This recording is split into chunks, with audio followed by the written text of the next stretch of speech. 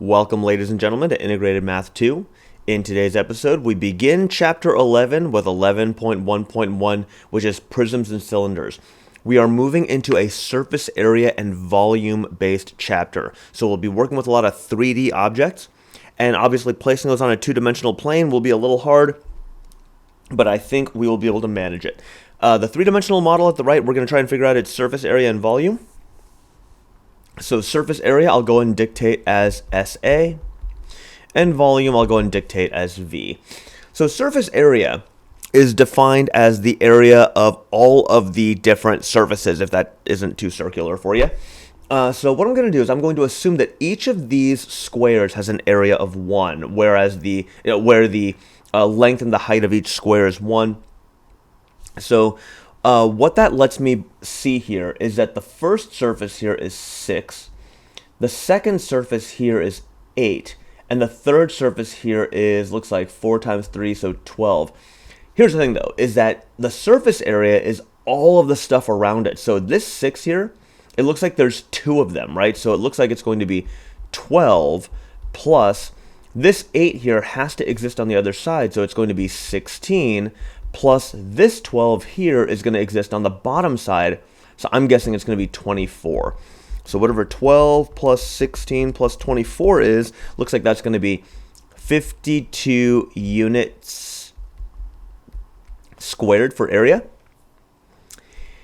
And now the volume is going to be a little bit different, because the volume is going to be the total mass that can exist within the figure. And the way we figure that out is we just multiply the length times the width times the height of the model here. So we can say that this is the length times the width times the height.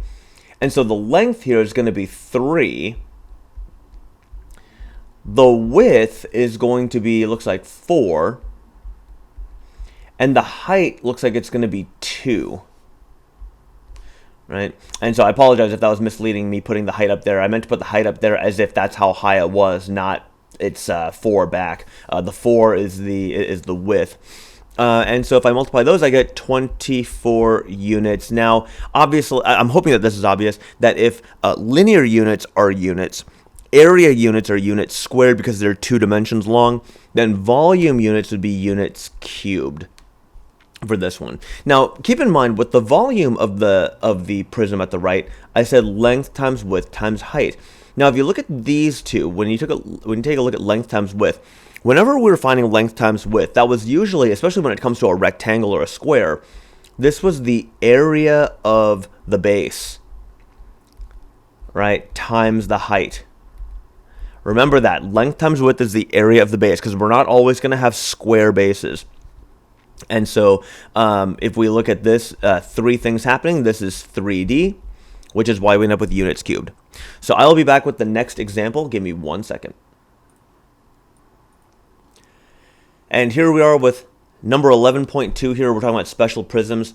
It says the prism in 11-1 is an example of a rectangular prism because its bases are rectangular.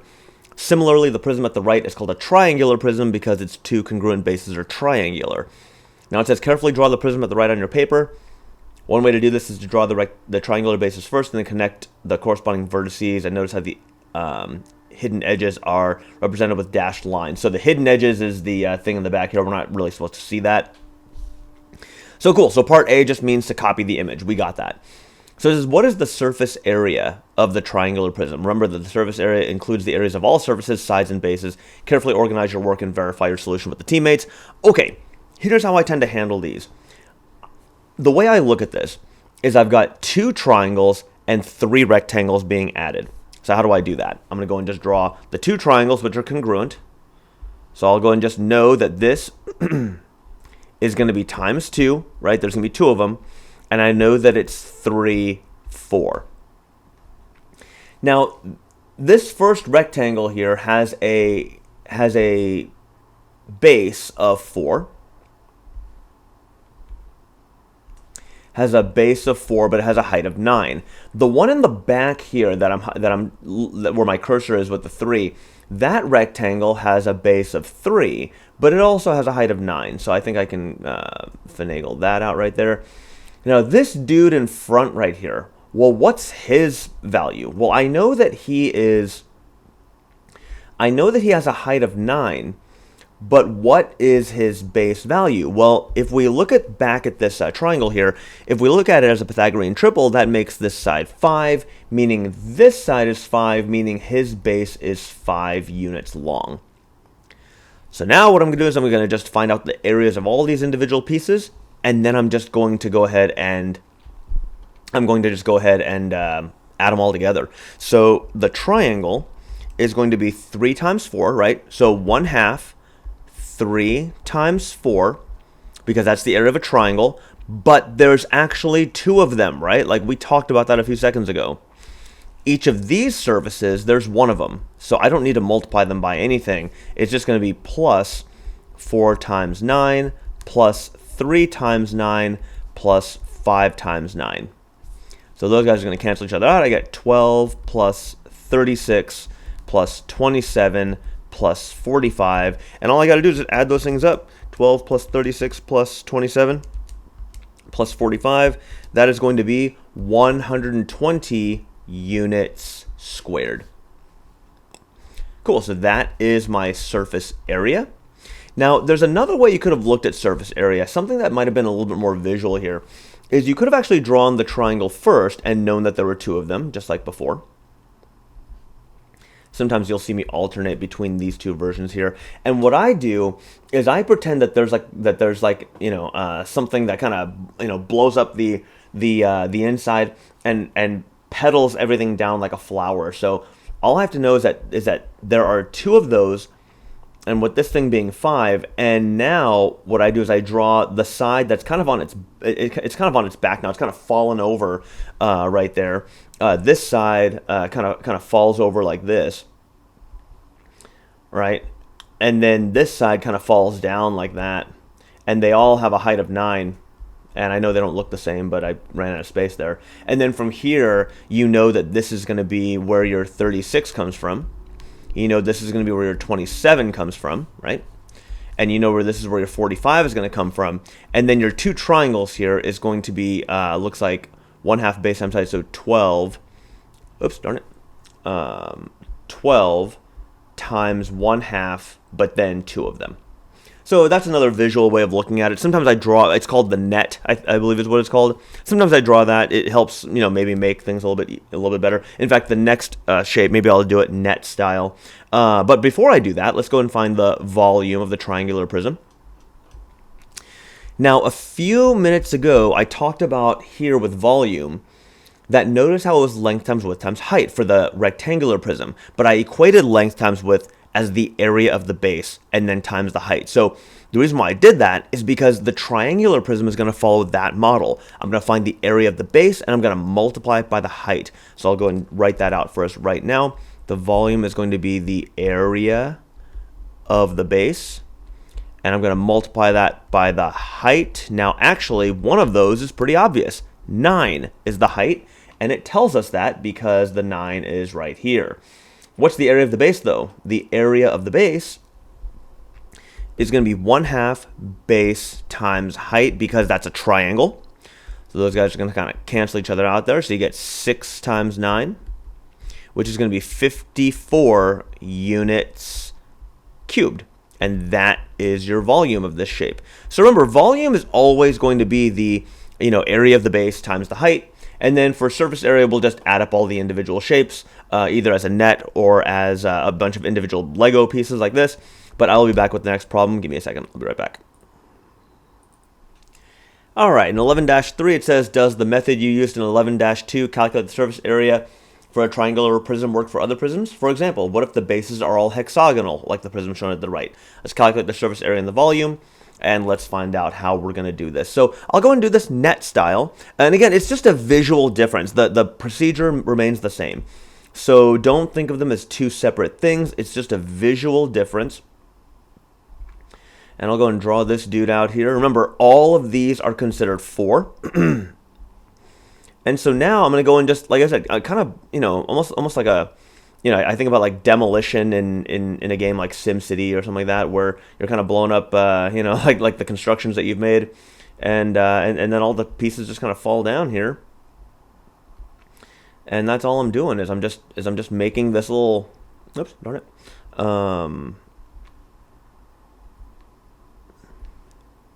Right?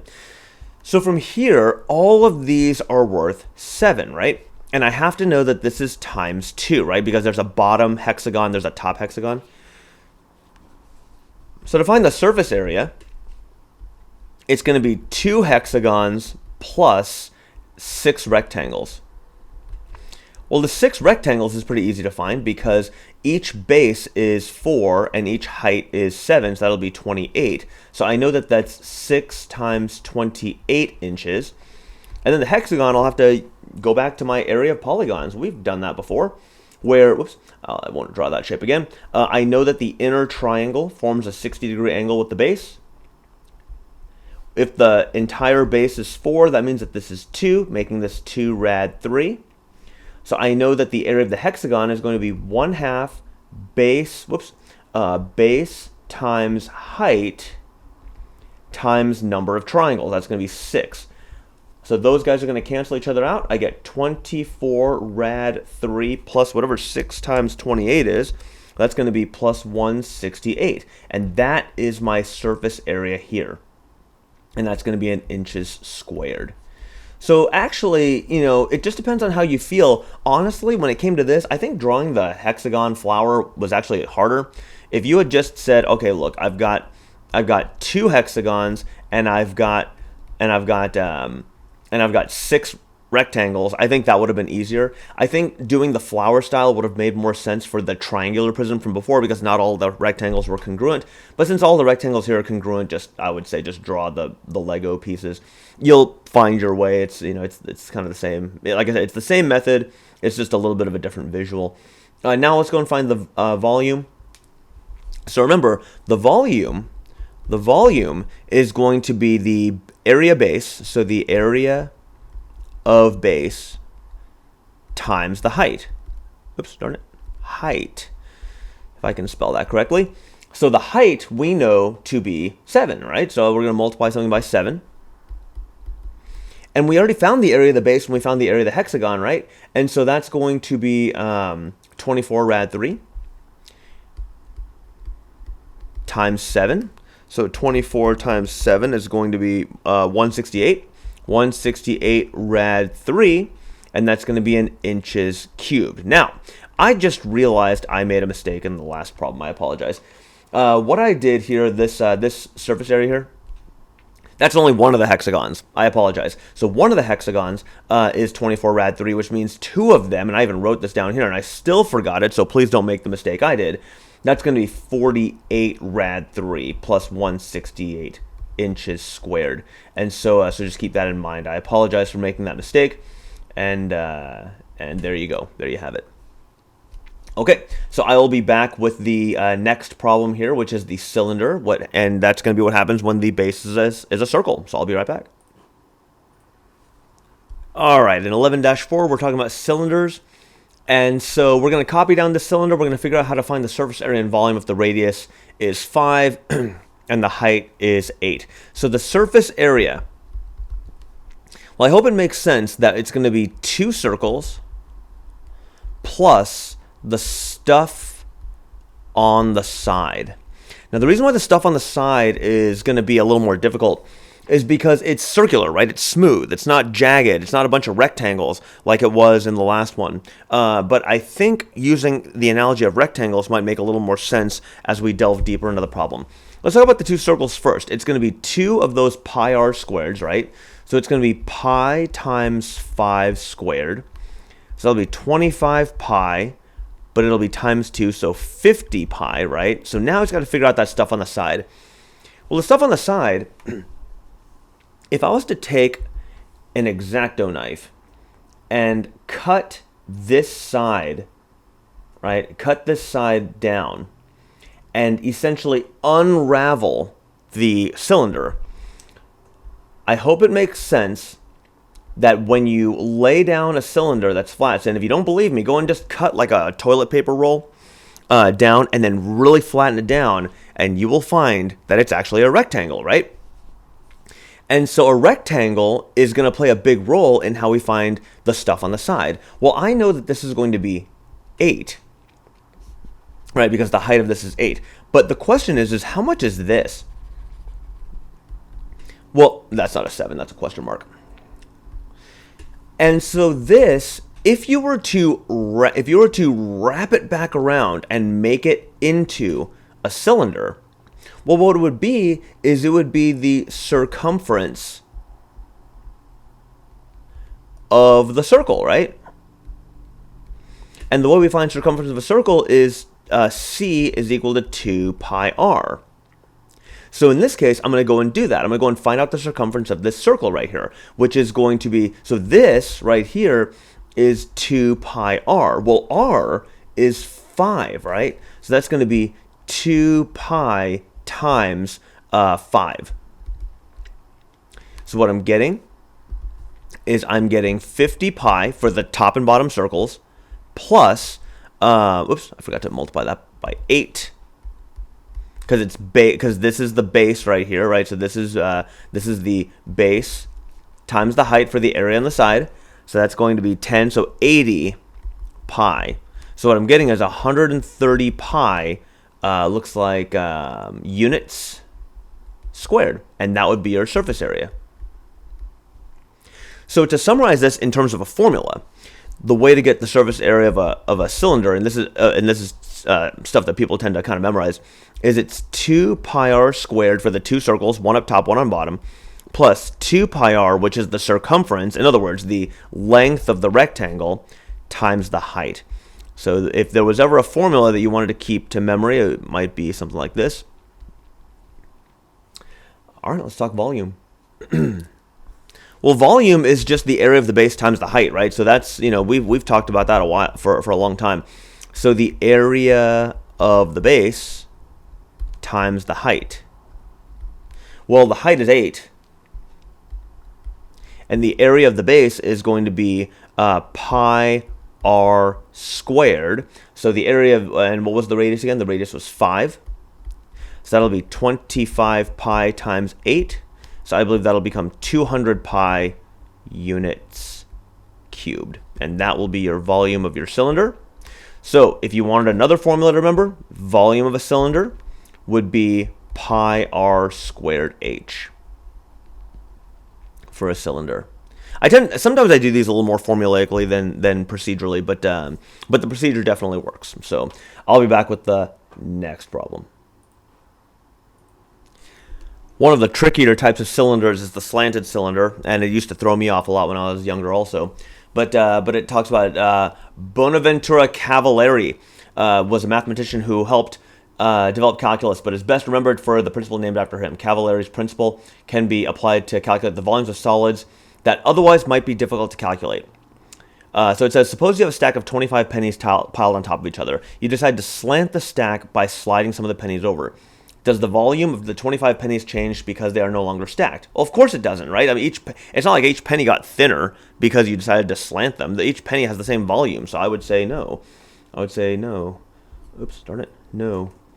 The pennies maintain their individual volume, so the stack's volume would not change, even if it was slanted. So that would be A. That would be A. Whoops, darn it. A. Cool.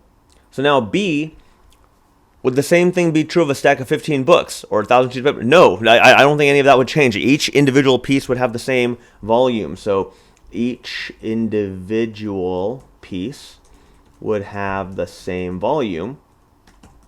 So the volume of the slanted stack would not change. So it doesn't matter if it's pennies, books, pieces of paper, all that stuff. It all stays the same.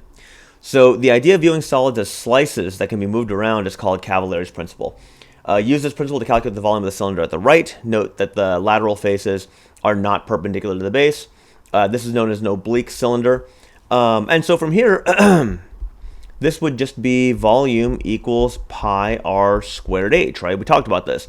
So this would be 8, and then pi times 5 squared. So that would be 25 pi times 8. Again, 200 pi units cubed. Again, just the volume of it, right? The thickness of each slice does not change just because we slanted it. All right, very cool. So that will wrap up cylinders and volumes of prisms. And so we will come back with some more volumes in the next video. But as always, please leave comments or questions in the comments area, and I will see you in the next episode.